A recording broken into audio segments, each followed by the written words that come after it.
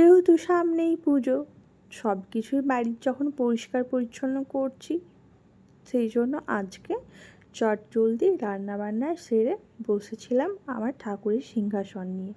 সব কিছু পরিষ্কার করে নিচ্ছিলাম। এই যে দেখছো, ঠাকুরের বাসনপত্রগুলো সব বের করে নিয়েছি। এইসব দেখে আমার একটা পুরনো কথা মনে পড়ে যায়। যা আগে আমার কাছে সেরকম কিছুই ছিল না, যখন প্রথম কলকাতায় শিফট করি। আজকে দেখো, আমার কাছে কিন্তু সবই আছে ঠাকুরের ইচ্ছেতে। হয়তো ঠাকুরের তখন ইচ্ছে ছিল না, তাই হয়তো ছিল না। তবে হ্যাঁ, আমার মাও কিন্তু অনেক কিছুই আমাকে এগুলোর মধ্যে দিয়েছে, সব আমি কিনিনি। তো যাই হোক, এই যে দেখছো, ঠাকুরের আসন, পোশাক সব কিছুই কিন্তু আমি এক্সট্রাই কিনে রেখেছি। আমার যেটাই ভালো লাগে সংসারের জিনিস, আমি কিন্তু সেটাই কিনে রেখে দিই। জানি ঠিক এটা একদিন না একদিন কাজে লাগবেই। আর আমি হঠাৎ কিছুদিন আগে যে বাড়ি গেছিলাম, এই মিনাকারি যে গ্লাসটা তোমরা ভিডিওতে দেখলে, আমার ওটা রানীগঞ্জের একটা কাঁসা পিতলের দোকানে খুবই পছন্দ হয়ে যায়, দেখে ওটা আমার চোখে পড়ে।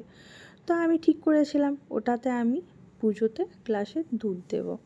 তো আমার তো গ্লাসটা বেশ ভালো লেগেছে, তাই আমি নিয়েও নিয়েছিলাম। তো সব কিছু আমি আজকে ভালো করে পরিষ্কার করে মোছামুছি করে সব কিছু গুছিয়ে আবার আগের মতো করে রেখে দিয়েছি। তো ভিডিওটা ভাবলাম তোমাদের সাথে শেয়ার করি।